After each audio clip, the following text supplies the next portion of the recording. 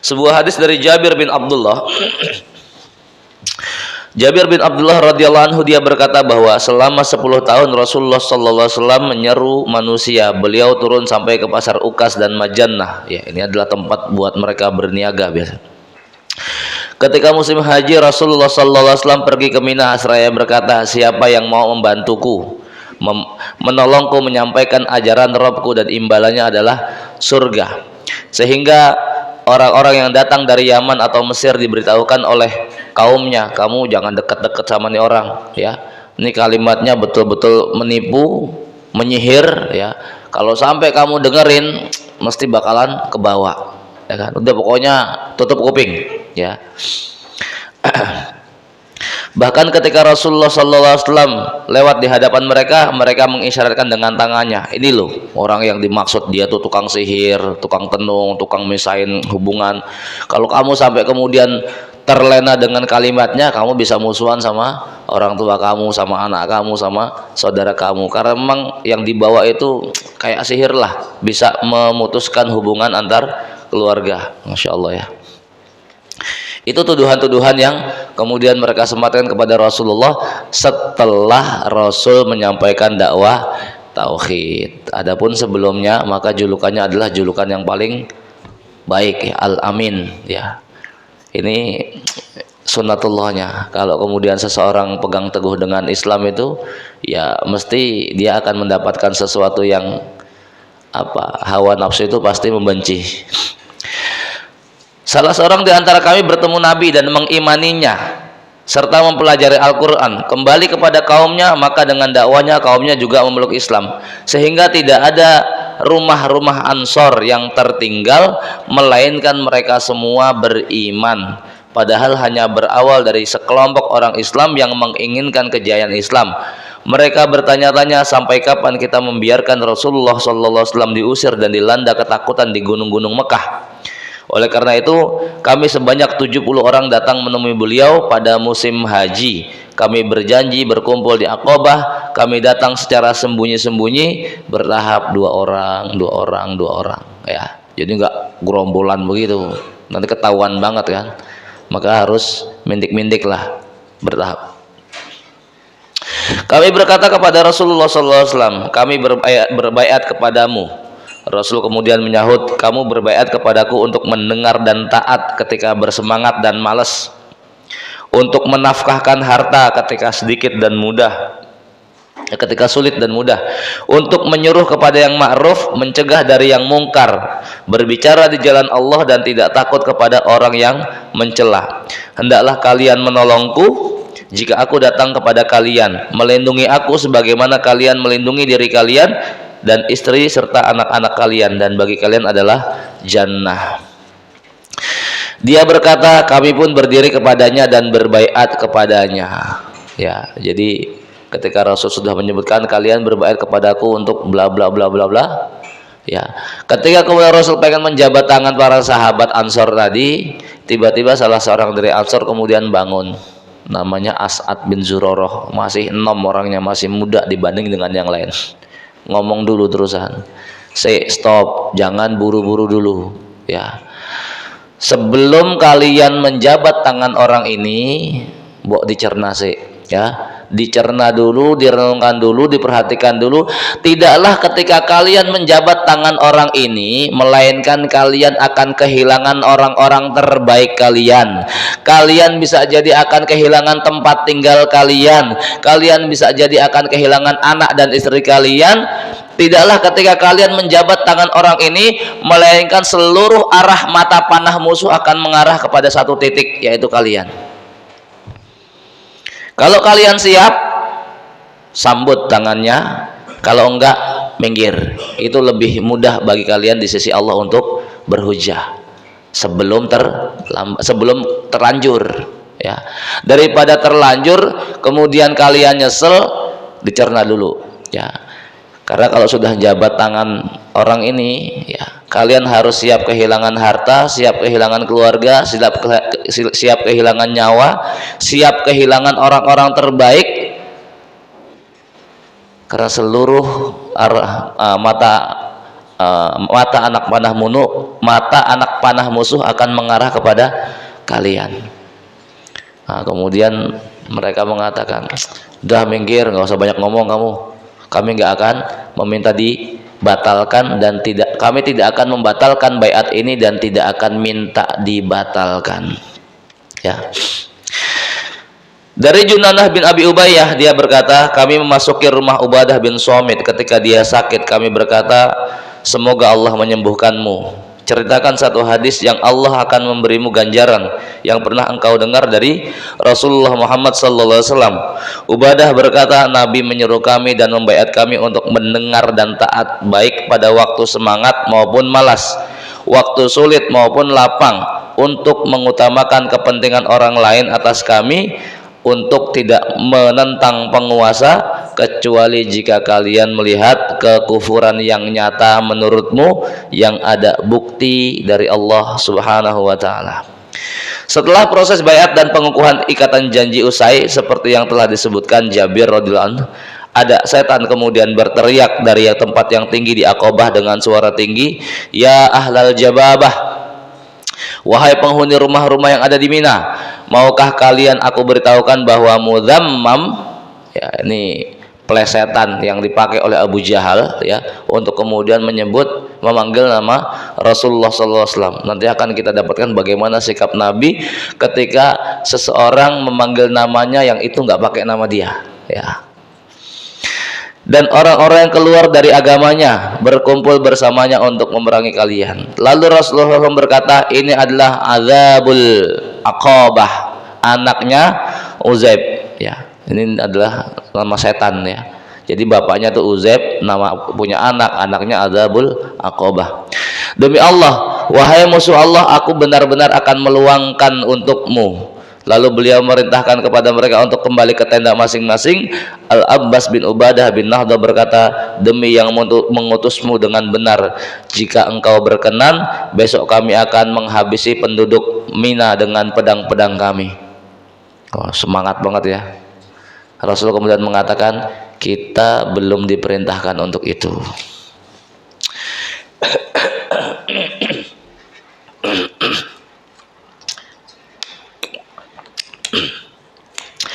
Jamaah yang semoga dirahmati Allah Subhanahu wa taala. Banyak poin penting yang kemudian bisa kita ambil dari peristiwa Aqabah ini. Ya. Di antaranya penulis kemudian menyebutkan perjanjian Aqabah yang kedua merupakan momen terpenting dalam Islam, karena ini menjadi pintu awal terbuka dan tersebarnya Islam ke penjuru dunia ya, keluar dari kota Mekah ya. Sekalipun dalam catatan sejarah, peristiwa yang paling penting dan fenomenal dalam sejarah Islam itu ada di dalam perang Badar. Cuman sekali lagi, perang Badar ini embrio setelah terjadinya Bai'ah Aqabah, kan begitu ya. Kenapa? Tadi kita katakan bahwasanya ketika sahabat-sahabat Ansor ini mereka memberikan baiat kepada Rasul ya, dalam Bai'ah Aqabah yang kedua itu ya, kemudian ada teriakan dari setan, mereka sudah siap memberikan nyawanya kepada Rasul dengan ucapan sahabat Ansor tadi ya, kalau sekiranya engkau berkenan, kami akan habisi mereka dengan pedang-pedang kami. Artinya mereka sudah siap segala resiko ketika mereka menjabat tangan Rasulullah SAW. Cuman kan sekali lagi, sempurnanya syariat itu bertahap ya, nggak serta-merta, masih sedikit pemeluknya, kondisinya juga belum menyebar, masyarakat juga belum banyak mengenal, kok kemudian tiba-tiba pengen menunjukkan power, ya kelar urusannya ya, nggak akan bisa berkembang itu embrionya, kan begitu. Ini bagian daripada cara Rasulullah SAW bagaimana kemudian merawat dakwah tersebut. Nggak kemudian serta-merta kita benar di atas kebenaran kemudian langsung pengen menonjolkan diri. Lihat kondisi ya, kalau kemudian masih sedikit jumlahnya, powernya juga masih pas-pasan, bahkan di bawah rata-rata, ya bersabar itu jauh lebih baik. Ka'ab bin Malik radhiyallahu anhu berkata, aku telah menyaksikan peristiwa malam Aqabah bersama Nabi SAW. Manakala kami berjanji setia membela Islam, aku tidak lebih suka jika ditukar dengan perang Badar, walaupun perang Badar lebih diingat oleh manusia ketimbang perjanjian Aqabah. Ibnu Hajar rahimahullahu taala beliau menyebutkan dalam penjelasannya terhadap hadis ini, yaitu karena orang yang menyaksikan Badar lebih utama karena ia adalah perang pertama yang dimenangkan oleh Islam, akan tetapi perjanjian Aqabah merupakan penyebab tersebarnya Islam dan timbulnya perang Badar, ya. Kalau dalam pepatah Arab itu ada dikatakan al-fadlu lil muqtadi wa in ahsanal mubtadi. Kemuliaan atau kemudian apa ya, kemuliaan lah ya, kemuliaan itu bagi orang yang memulai, bagi pionernya, sekalipun para pengikutnya jauh lebih the best gitu ya. Yang namanya sanjungan atau pujian itu diberikan kepada siapa yang memulai, para pionernya, sekalipun orang-orang setelahnya melakukan sesuatu itu dengan lebih baik. Karena tetap saja kalau orang-orang setelahnya itu kan melakukan lantaran mengikuti, sudah ada contoh. Namun orang yang mencetuskan itu tentu lebih lebih dimuliakan lah, karena melalui perantaraan dialah ide itu muncul.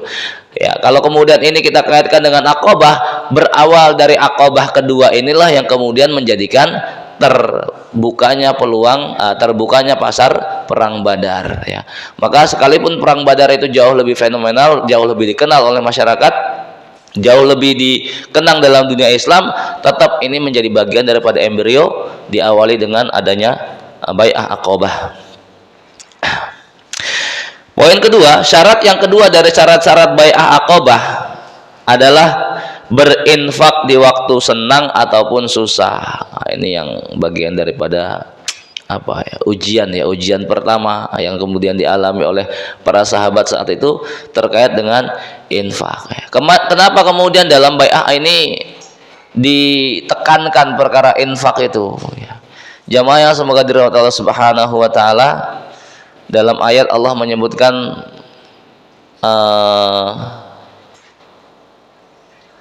tidaklah sama, la yastawi man anfaqa min qablil fathi wa qatal, tidaklah sama orang yang berinfak sebelum futuh Mekah dengan setelah futuh Mekah. Mereka yang kemudian menyerahkan hartanya sebelum futuh Mekah, wah ini double pahalanya, derajatnya betul-betul Allah naikkan dibanding dengan mereka yang berinfak setelah futuh Mekah. Namun tetap Allah nggak menafikan seluruh amal baik mereka. Maka Allah katakan wa kullu wa'adallahul husna, namun kedua-duanya tetap Allah berikan janji husna. Husna itu surga, Pak. Orang yang berinfak di jalan Allah sebelum Fatuh Mekah saat itu dengan orang yang berinfak setelah Fatuh Mekah, derajatnya di sisi Allah lebih tinggi orang yang berinfak sebelum Fatuh Mekah, sekalipun kedua-duanya tetap Allah janjikan surga, sama-sama baik, ya. Cuman secara kondisional mereka yang infak sebelum Fatuh Mekah itu, pertama kondisinya tertekan, boleh jadi yang kedua juga kondisinya pas-pasan. Nah, yang ketiga, kondisi Islam saat itu betul-betul membutuhkan pendanaan luar biasa dibanding setelah Futuh Mekah. Setelah Futuh Mekah, Islam itu mengalami kenaikan luar biasa. Para sahabat sudah banyak yang kaya, Islam juga hartanya sudah melimpah ruah, sehingga bukan berarti nggak butuh infak, ya. Tetap ada, cuman nggak sebagaimana ketika sebelum Futuh Mekah.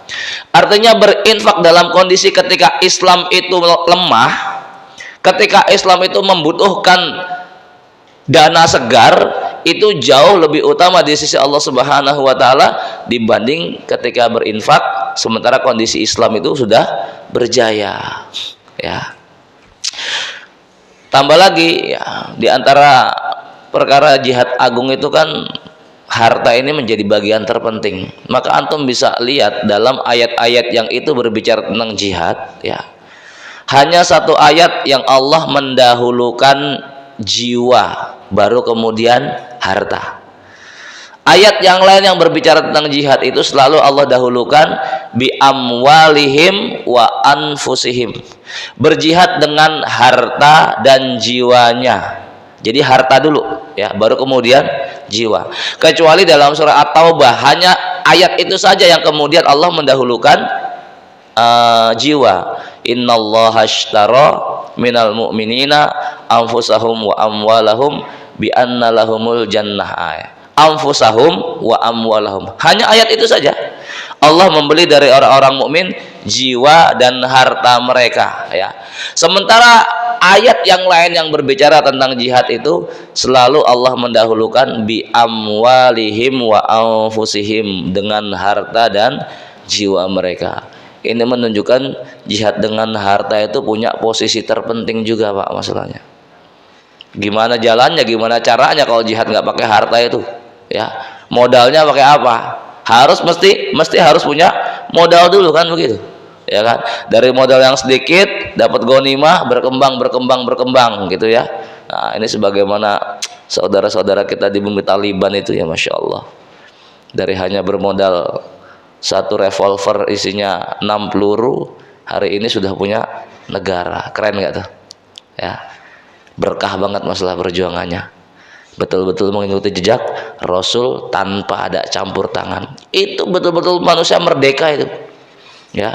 Bahkan dunia juga nggak bisa campur tangan. Udah, ini urusan negeri kami, Afgan itu urusan negeri kami, kalian nggak punya hak buat campur tangan ngatur-ngatur negeri kami, gitu, ya.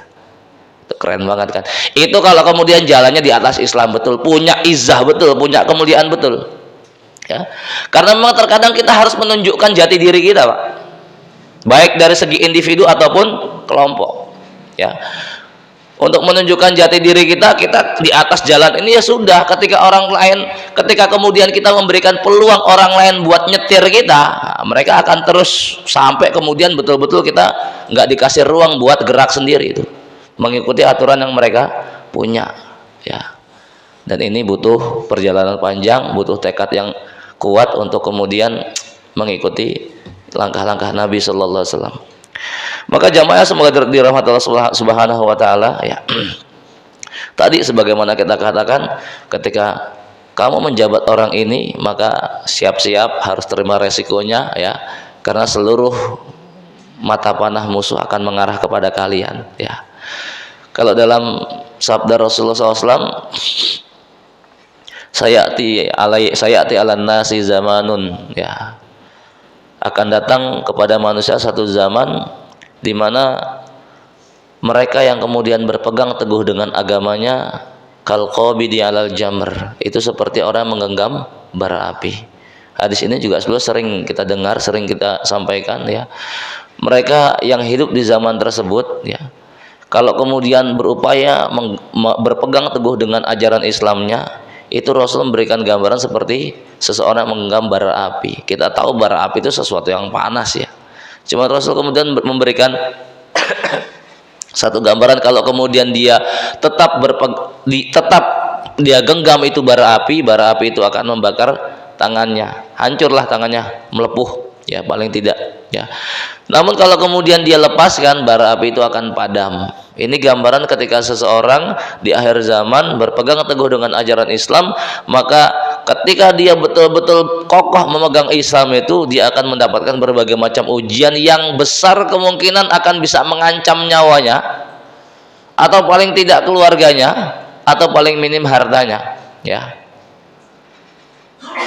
Cuman kalau kemudian dia lepaskan, maka bukan Islamnya yang hilang atau bukan Islam yang mati, namun Islam yang ada pada dirinya yang kemudian hilang atau mati, ya. Maka jamaah yang semoga dirahmati Allah Subhanahu Wa Taala, ini resiko ketika kita sudah menempuh jalan para nabi, jalan yang memang Allah sudah memberikan gambaran, jalan yang ditempuh oleh Nabi Yusuf alaihissalam sehingga beliau harus masuk ke dalam sumur, ya. Jalan yang kemudian ditempuh Nabi Ayyub alaihissalam sehingga beliau harus menderita penyakit sekian tahun. Jalan yang kemudian ditempuh oleh Nabi Nuh alaihissalam sehingga beliau harus menangis meraung, ya, 950 tahun berdakwah nggak dapat hasil. Jalan yang kemudian pernah ditempuh oleh Nabi Daud alaihissalam sehingga beliau pernah menangis yang rasa tangisannya itu juga belum pernah didengar manusia. Jalan yang ditempuh oleh Nabi Musa alaihissalam, jalan yang ditempuh oleh Nabi Isa alaihissalam sehingga Nabi Isa juga harus dikejar-kejar kaumnya pengen dibunuh. Jalan yang kemudian ditempuh Nabi Yahya, Nabi Zakaria sehingga Nabi Zakaria harus digergaji tubuhnya. Jalan yang ditempuh oleh Muhammad sallallahu alaihi wasallam sehingga beliau harus terusir dari tempat tinggalnya. manusia terbaik, seluruh orang memberikan gelar Al-Amin, namun kemudian terusir gegara jalan ini. Ya, itu resiko ketika kita milih Islam. Maka sekali lagi As'ad bin Zurarah ini sudah mengingatkan, kalau kalian siap sambut tangan orang ini, kalau enggak mundur. Jangan kemudian berhenti tengah jalan kalau sudah terlanjur masuk. Jamaah semoga dirahmati Allah Subhanahu wa taala. Baik, kita lanjutkan.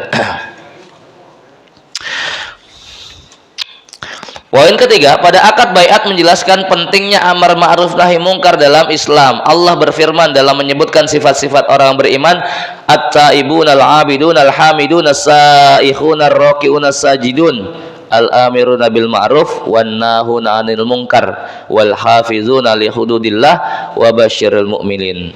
Mereka adalah orang bertaubat, beribadah, memuji, ya, kemudian ruku, sujud, senantiasa menyuruh kepada amar ma'ruf, mencegah perbuatan mungkar. Ya, dalam kajian Ahbabullah ini menjadi bagian daripada aktivitas yang itu dicintai oleh Allah Subhanahu wa taala. Al-amru bil ma'ruf wan nahu anil mungkar. Di samping karena inilah, ya, alasan inilah umat ini dikatakan oleh Allah menjadi khairul ummah. Kalau kemudian umat ini sudah kehilangan amar ma'ruf nahi mungkarnya, maka hilang label khairul ummahnya. Kuntum khairu ummatin ukhrijat linnas ta'muruna bil ma'ruf wa tanhauna 'anil munkar. Kalian umat terbaik lantaran aktivitas kalian itu nyuruh orang berbuat baik, mencegah manusia berbuat mungkar. Itu semua dibingkai dalam kerangka iman kepada Allah Subhanahu wa taala. Maka di antara ruh-ruh Islam itu ya amar ma'ruf nahi mungkar. Dari mana jalannya kemudian Islam bisa tersebar kalau nggak kemudian ada perintah amar ma'ruf? Dari mana jalannya kemudian bumi ini bisa terjaga kalau kemudian nggak ada perkara nahi mungkar?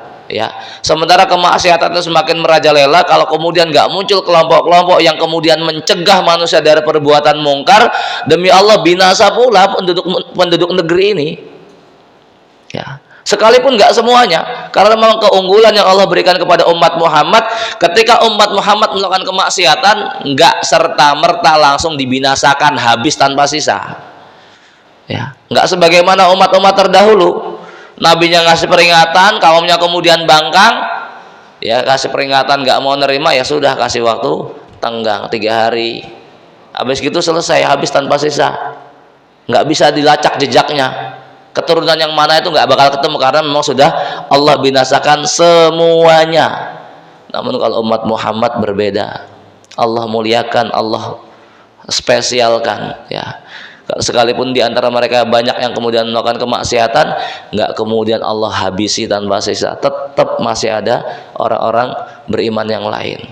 Ya, maka jamaah yang semoga dirahmati Allah Subhanahu wa taala, sekali lagi amar ma'ruf nahi mungkar ini menjadi bagian daripada jalan yang ditempuh oleh Nabi. Ya, maka kita yang menyatakan diri sebagai pengikut Muhammad sallallahu alaihi wasallam berupaya mengagung-agungkan beliau, mencintai beliau melebihi kecintaan kita kepada apapun. Pelajari jalan beliau, ya, fahami sunnah-sunnahnya, kemudian siapkan diri untuk menerima setiap resiko. Bukan berarti kemudian kita menantang ujian, enggak. Ya, bukan berarti kemudian kita merasa imannya kuat, enggak. Cuman yang harus kita pahami, itu bagian daripada sunnatullah ketika kita mengikuti ajarannya Muhammad sallallahu alaihi wasallam. Ya. Jangan kemudian pengennya jannah tapi nggak mau nempuh ujiannya, ya kan? Pengennya lulus tapi nggak mau ikut ujian, kan begitu? Ya, rata-rata santri sekarang gitu. Udah pokoknya belajar aja, yang penting asal jangan ujian lah pokoknya. Berat kalau ujian itu. Tapi sekali lagi ujian itu bagian daripada sunnatullah. Nggak mungkin kemudian kok Allah masukkan ke dalam jannah kalau kemudian nggak dikasih ujian. Jamaah semoga dirahmati Allah Subhanahu wa taala.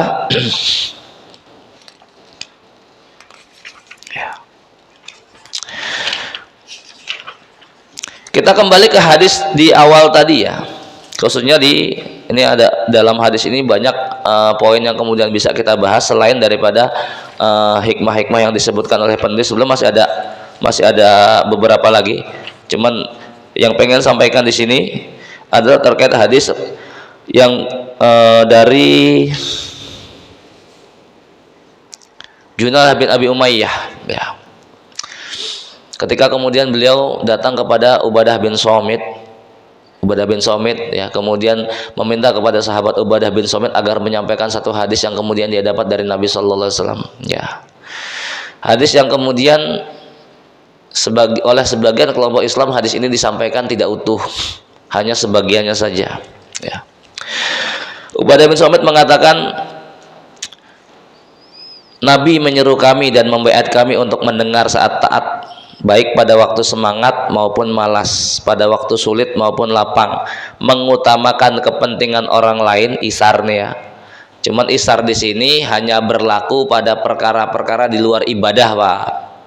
Kalau di ibadah nggak boleh isar. Mas, maju mas, antum aja deh, sop satu tuh, maju. Nah, ini bagian daripada ibadah. Jangan kemudian dorong orang suruh masuk sop satu. Kalau bisa ya rebutan gitu loh, ya, berebut untuk bisa meraih sop satu. Ya, ini malah nyuruh orang lain, ya. Kecuali dalam perkara-perkara muamalah, monggo lah isar. Ya, itu bagian daripada syariat. Mendahulukan kepentingan orang lain atas kami.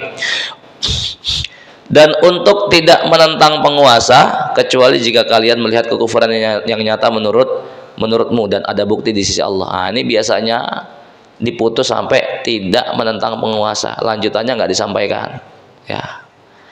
Jamaah semoga dirahmati Allah Subhanahu wa taala, ada memang kelompok-kelompok Islam itu yang kemudian ketika mereka menukil hadis itu nggak disampaikan secara utuh, sehingga akan muncul pemahaman yang keliru terkait hadis tersebut. Salah satunya ya ini, ya. Seolah-olah hadis ini ketika kemudian nggak diberikan kelanjutannya, itu kan menjadi ketaatan mutlak terhadap penguasa, nggak boleh nentang sama sekali, kan gitu. Bukan berarti kita ngajarkan tentang, enggak. Cuman Rasul memberikan batasan, illa antarahu kufran bawahan, kecuali kalian menyaksikan apa kekufuran yang nyata yang kemudian dilakukan oleh penguasa itu. Kenapa? Karena hak Allah jauh lebih tinggi di atas hak penguasa, ya. Ketaatan kita kepada penguasa itu terikat selama mereka taat kepada Allah dan Rasulnya. Cuman kita bisa melihat bagaimana kemudian kondisi penguasa kita hari ini. Penentangan mereka terhadap syariat, bahkan kemudian menumbuh suburkan kesyirikan, di mana kesyirikan ini menjadi pokok terpenting yang kemudian diperangi oleh Nabi, ya. Pokok semua ajaran Nabi itu menjauhkan manusia dari kesyirikan, ya Pak, ya. Ini ditumbuh suburkan, ya kan, bikin acara panggil pawang hujan, ya kan, panggil itu remote-nya langit tuh, panggil Rara, Masya Allah. Coba, nah, itu masih tetap dianggap sebagai ulil amri, ya, ulil amri, ya, Masya Allah. Jamaah semoga dirahmati Allah Subhanahu wa taala, ya. Kalau ngaji jangan setengah-setengah, nanti rusak pemahamannya jadinya. Maka seperti banyak poin terpenting kita dalam menyikapi apa yang ada di negeri kita, ya, khususnya para penguasa, ya. Bukan kemudian kita benci mereka, enggak, ya. Bukan kemudian kita enggak mau dukung mereka, enggak. Cuman sekali lagi, ya, ketaatan kita kepada Allah itu di atas segala-galanya. Kita mentaati manusia lantaran mereka mentaati Allah. Ini ikatan iman paling kuat, itu benci kepada sesuatu karena Allah, mencintai sesuatu juga karena Allah, bukan karena hawa nafsu kita, Pak, ya. Kalau kemudian hari ini kita dikatakan kok benci penguasa, kok menentang penguasa, kita nggak benci. Ada sesuatu yang menjadikan kita itu pengen berupaya memperbaiki. Kenapa? Karena sebagian besar mereka sudah menyimpang dari jalur syar'i. Apa ya kita nggak pengen negeri kita menjadi baldatun thayyibatun wa rabbun ghafur gitu loh. Cuman kan ada syaratnya. Syarat supaya negeri ini menjadi negeri yang gemah ripah loh jinawi, Pak, ya, gitu kan, begitu. Dan warabbun ghafur, dan Rob yang maha pengampun, itu ada syarat. Nggak mungkin kemudian Allah mengampuni sementara kok penguasanya menumbuh suburkan kesyirikan, itu nggak mungkin, ya. Sementara kesyirikan ini menjadi hal yang paling dimusuhi oleh Nabi Sallallahu Alaihi Wasallam. Melihat sekecil apapun perkara yang mengarah kepada kesyirikan itu, Nabi sikapnya langsung keras, ya toh. Peringatan langsung keras, sekalipun Rasul tidak memaki mereka ketika mereka masih di awal-awal Islam gitu ya. Cuman embrio-embrio yang mengarah ke sana itu ditutup oleh Nabi sallallahu alaihi wasallam. Kita sering sampaikan ya kisah kenapa kemudian Rasul pernah melarang yang namanya ziaratul kubur, lalu kemudian di akhir-akhir Rasul memerintahkan. Karena di antara perkara yang paling mudah menjerumuskan seseorang kepada kepada kesyirikan itu salah satunya ziaratul kubur. Di awal-awal Islam Rasul melarang itu karena khawatir akidah yang tertanam di para sahabat ini belum kokoh, khawatir kalau kemudian diizinkan ziarah kubur terjerumus kepada lembah kesyirikan. Cuman di akhir-akhir Rasul kemudian perintahkan karena melihat manfaat yang luar biasa dari ziaratul kubur, ditambah lagi keyakinan mereka kepada Allah itu sudah luar biasa, maka kemudian disyariatkan itu ziaratul kubur. Ya. Hari ini kita melihat nyata betul, tidak ada perkara yang paling cepat menyebabkan seseorang masuk dalam lembah kesyirikan kecuali perkara ziaratul kubur, ya kan? Hatta itu kuburan para kiai, justru kuburan para kiai yang lebih banyak dikeramatkan, ya, masya Allah. Maka jamaah yang semoga dirahmati Allah Subhanahu Wa Taala, ini belakangan ini ya rame terkait. Ya, bukan kemudian kita nggak mencintai Habib, enggak ya, kita mencintai Habib ya, HRS itu kita mencintai beliau ya, beliau seorang ulama yang hanif, lurus, dan perjuangannya kita berdoa kepada Allah agar Allah memberikan keistiqomahan kepada beliau ya, Allahumma amin. Hanya kita melihat di antara para pendukungnya nih ya, perlu kemudian kita sampaikan, jangan sampai terjerumus kepada sikap gulu. Bahaya juga masalahnya. Bukan berarti nggak boleh mencintai orang soleh, bahkan ini bagian daripada syariat itu mencintai orang soleh. Cuman jangan sampai kemudian melampaui batas hingga memberikan sanjungan, melampaui batas sanjungan yang boleh diberikan kepada seorang manusia. Karena kan hari belakangan ini mulai ramai nih mereka-mereka yang terlibat dengan kasus HRS, satu persatu Allah wafatkan ya, hakimnya, polisinya gitu ya. Hanya terkadang sebagian pendukungnya ini tadi menyikapinya terlalu berlebihan sehingga kasarannya memberikan vonis pasti mereka-mereka yang kemudian pernah terlibat kemudian meninggal dunia, daging ulama beracun ya. Secara zahir kita sepakat di antara makna daging ulama beracun ya seperti itu ya. Cuman jangan sampai kemudian ya menghilangkan faktor asbab juga ya, faktor takdir, dia memang sudah waktunya dia mati gitu ya, gitu loh ya. Kemudian hanya mengkaitkan wah ini pasti lantaran faktor begini ya, faktor dia apa namanya menzolimi Habib Rizik. Karena toh pada kenyataan mereka yang masih berbuat zalim kepada Habib Rizik juga belum meninggal dunia kan, begitu kan? Sehingga bukan berarti kemudian nggak ada efeknya, tetap ada efeknya. Cuman ketika hari ini Allah wafatkan mereka satu persatu, bukan lantaran hanya itu tok faktornya gitu loh ya. Faktor memang ajalnya sudah habis itu yang paling dominan kan, begitu ya. Ini yang ingin kita sampaikan terhadap kawan-kawan yang mereka mencintai Habib, sama kita juga mencintai Habib ya, sebagai seorang muslim, sebagai seorang mukmin, apalagi ditambah sebagai apa namanya garis keturunan Ibunda Fatimah gitu ya, masya Allah. Allahumma sholli ala Muhammad. Ya, tetap kita mencintai mereka ya. Hanya sekali lagi jangan sampai setan ini berhasil kemudian memperdaya kita ya, karena memang perkara talbis iblis itu ya, Ibnul Jauzi itu menyebutkan hampir tidak ada yang bisa selamat dari tipu daya setan ya. Setan nggak mungkin kemudian nyuruh bujui pengikutnya Habib Rizik buat bermaksiat, itu kemungkinan kecil karena tahu ya, mereka juga ngerti itu larangan, itu haram gitu ya. Cuman setan akan berikan bujukan kepada mereka untuk tadi diantaranya bersikap gulu terhadap orang yang mereka cintai. Kita jadi teringat ketika Ustadz Luqman menceritakan hikmah kenapa kok gulam ya pada peristiwa Ashabul Ukhdud ya, kenapa kok gulam juga diwafatkan oleh Allah ya. Raja ngaku Tuhan, kemudian Gulam membantah klaim raja sebagai Tuhan karena ternyata raja nggak bisa bunuh Gulam kecuali dengan syarat yang dipenuhi oleh Gulam, kan begitu ya, yang diminta oleh Gulam. Ya, ternyata kekuatan raja kalah dengan kekuatan Gulam. Kenapa kemudian kok Gulam diwafatkan oleh Allah? Kalau kemudian Gulam nggak diwafatkan, ya maka Gulam yang akan diangkat menjadi Tuhan oleh rakyatnya, maka kemudian dimatikan juga. Kalau kemudian mati, maka status ketuhanannya menjadi hilang. Masa Tuhan mati, kan begitu. Cuman kalau itu kita tarik dengan kondisi sekarang, repot juga. Sekalipun sudah meninggal, tetap kemudian dikeramatkan nantinya, kan gitu. Jangan lagi ulama kiai-kiai yang kemudian dianggap kiai soleh, kiai wali saja itu dikeramatkan kuburannya. Apakah lebih kompleks lagi itu kondisi kita? Ya. Maka jamaah semoga dirahmati Allah Subhanahu wa taala, mencintai karena Allah, membenci karena Allah, ya.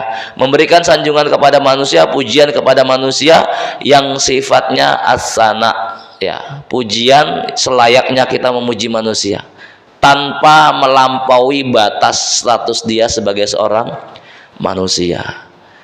Karena di antara perkara yang kemudian dihindari dan dikecam oleh Nabi SAW adalah perkara gulu, ya, gulu terhadap orang-orang solih.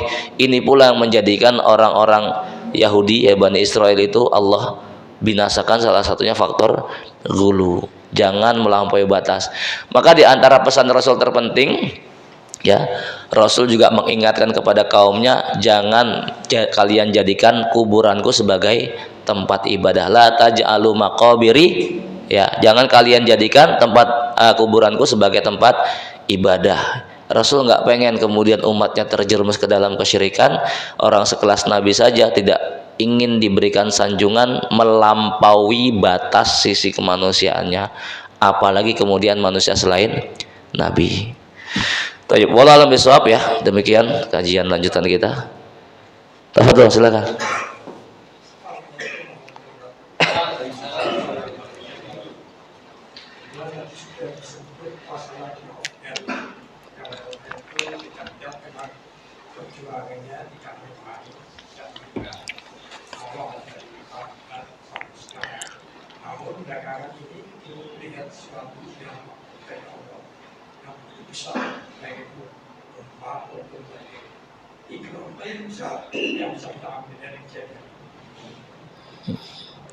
Di bumi Afwan, ya, ya.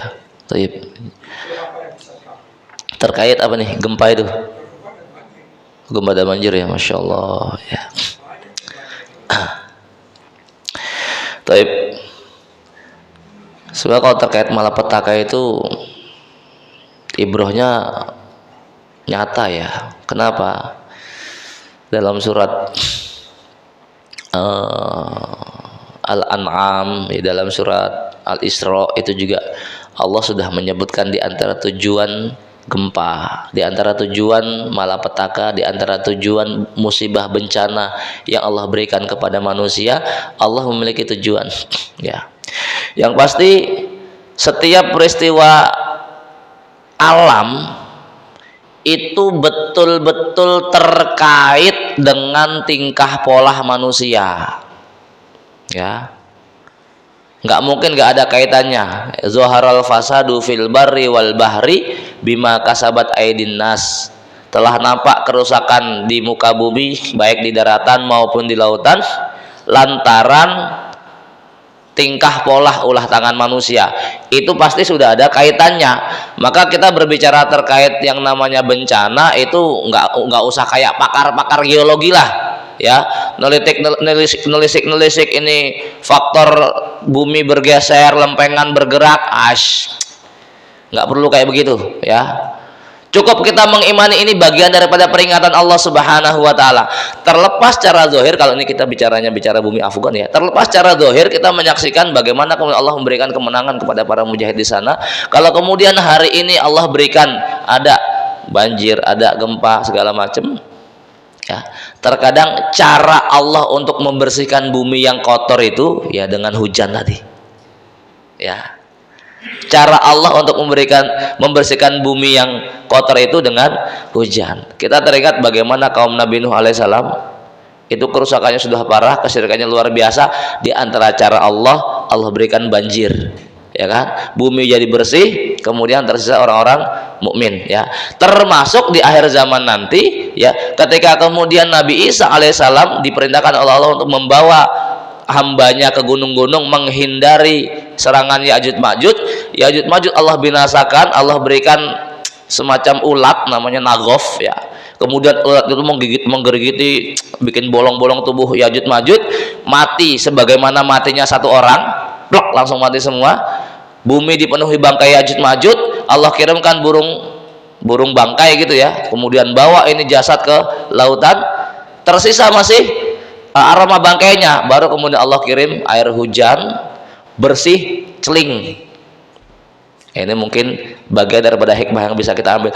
Karena begini, boleh jadi, ya, kita nggak memungkiri kemaksiatan di Afgan itu memang luar biasa, ya, ladang ganja kan. Itu nggak kita pungkiri, ya. Dan nggak bisa juga kemudian kita mencibir, karena mereka masih di awal-awal nih sebetulnya, ya. Artinya nggak kemudian serta ketika sudah berkuasa kemudian mampu memegang seluruh wilayah, itu berat, karena cukup luas itu, apalagi buat wilayah-wilayah pegunungan itu kan, ya. Sosialisasi itu perlu, ya. Sosialisasi Islam, hukum-hukum Islam itu nggak cukup setahun 2 tahun masalahnya, kan begitu. Rasul membangun akidah itu 13 tahun, ya, baru kemudian berdiri negeri Islam Madinah karena akidahnya sudah kokoh. Nah, kita nggak memungkiri, boleh jadi kemaksiatan itu masih ada di tengah-tengah mereka. Tentunya murka Allah kepada orang yang maksiat dan dia sudah ngerti, dengan orang yang maksiat tapi dia belum ngerti, kan beda, ya. Boleh jadi dalam hal ini kita melihat Taliban itu menjadi bagian daripada mereka yang banyak mengenal syariat Allah. Kalau kemudian di tengah-tengah mereka terjadi kemaksiatan, ya, murka Allah juga akan jauh lebih besar dibanding mereka yang nggak ngerti atau mungkin jahil terhadap perkara maksiat kemudian tetap melakukan maksiat, ya. Karena di antara hal-hal yang kemudian menjadikan dosa atau pahala itu berlipat, salah satunya adalah faktor individu, ya, baik person ataupun mungkin sebuah kelompok, kan begitu, ya. Kalau artinya ini kelompok sunnah gitu, ya, kelompok sunnah tapi kok isinya maksiat semua, dengan kelompok maksiat yang sama-sama maksiat, ya dosanya beda lah, ya kan. Ini bikin kelompok isinya maksiat dengan bikin kelompok klaimnya sebagai kelompok sunnah tapi isinya maksiat juga, ya. Atau individu kiai dengan orang umum, kiai melakukan maksiat, orang umum melakukan maksiat, ya dosanya beda lah, ya. Sama sebuah negeri juga kayak begitu, negeri yang kemudian kalau diklaim sebagai negeri yang kemudian memberlakukan syariat Islam, ketika kemudian terjadi berbagai macam kemungkaran, ya, kemaksiatan, ya, murka Allah juga jauh lebih besar dibanding negeri yang tidak memberlakukan syariat Allah Subhanahu wa taala, ya. Poinnya, setiap musibah itu tujuan akhirnya Allah menyebutkan la'allahum yatadarrun, agar mereka mau kembali kepada Allah. Ini mesti berangkat dari keyakinan lantaran musibah itu merupakan peringatan dari Allah dan itu terjadi lantaran kemaksiatan yang dilakukan manusia. Cukup, Pak? Ya. Ya, thayyib, ya. Jamaah yang semoga dirahmati Allah Subhanahu wa taala, ya, mudah-mudahan tadi udah ditutup kan? Belum? Oh, belum, ya. Masyaallah. Oke, ya. Mudah-mudahan apa yang kita bahas kali ini mendatangkan rahmat dari Allah Subhanahu wa taala dan ini menjadi bagian daripada amal soleh yang kita lakukan. Aqulu qouli hadza subhanakallahumma wa bihamdika asyhadu an la ilaha illa anta astaghfiruka wa atubu ilaik. Wa sallallahu ala nabiyyina Muhammad. Assalamualaikum warahmatullahi wabarakatuh.